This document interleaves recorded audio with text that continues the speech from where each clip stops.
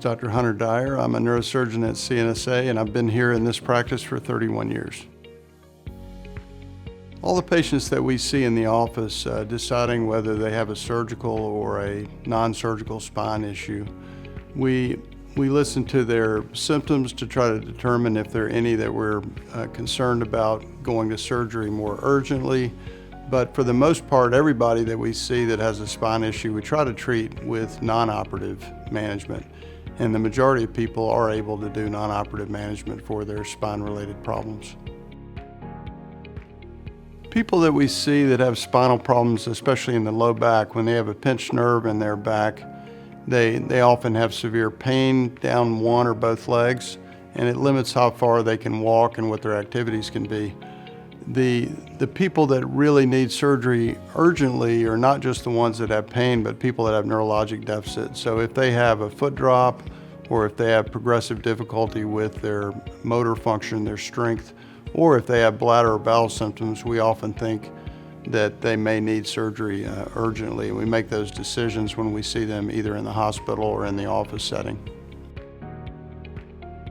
Most of the time when people come in and they have a spinal issue, we decide if they can have non-surgical versus surgical treatment based on whether they have symptoms of pain that are refractory. So we see some people that are literally not able to get up off the stretcher or off the bed. If their pain is so severe that they're requiring hospitalization for medication, sometimes those people are better off having surgery urgently, but that's a small percentage of people. The majority of people that we see have pain or are limited on how far they can walk, and typically we can try things like steroid injections, physical therapy, chiropractic treatment, acupuncture, and our goal is always to try to avoid surgery in people that we can. The majority of people, like I said, can avoid having to have surgical treatment. Most patients that have spinal issues, either in the neck or in the back, can try non-operative treatment.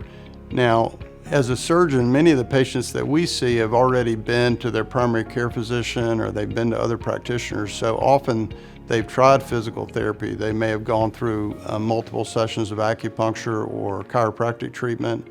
They may have tried steroid injections. All of these do benefit patients, and we have many patients that see us that get sent to these therapies and they're able to avoid surgery. So the treatment that we recommend often depends on if they've already had all of these treatments and they're 3 or 4 months down the road into these problems, or if they're coming in with the symptoms that have only been present for a few weeks and they haven't yet been sent to physical therapy, chiropractic, injections, all the non-operative treatments that we prescribe. As in all parts of medicine, we work collaboratively with other practitioners. So the physical therapists are vital. We have physical therapists in our practice that primarily do spine-related therapies, and we work with them closely. We read their notes, they read our notes, they know what the issues are radiographically, and they know what they're trying to accomplish with non-operative physical therapy. With pain specialists, they do injections in the spine to try to relieve the pressures of a pinched nerve. We work closely with them. We have other patients that require spinal cord stimulators, which is another treatment for spinal issues, and we have physiatrists and there are other pain physicians in the community that we work with collaboratively on these type of therapies.